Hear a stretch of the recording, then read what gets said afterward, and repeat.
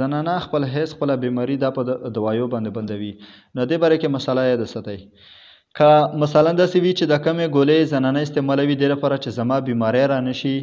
او دغه ګولۍ یا دوایي استعمالول د صحت لپاره نقصاني وي، نو په دې باندې به د ښځه په خپله باندې ګناهګاره وي.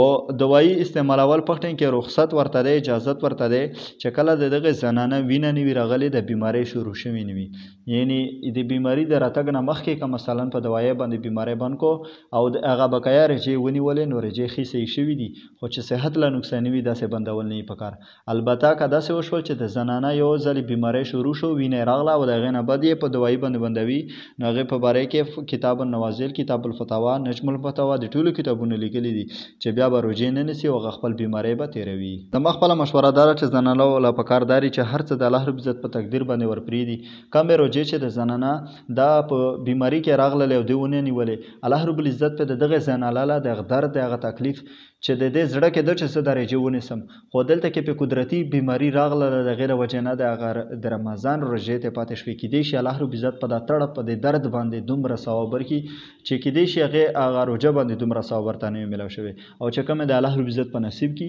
نو کوشش کول پکار دی چې هغه په صحیح طریقه باندې ونیسي.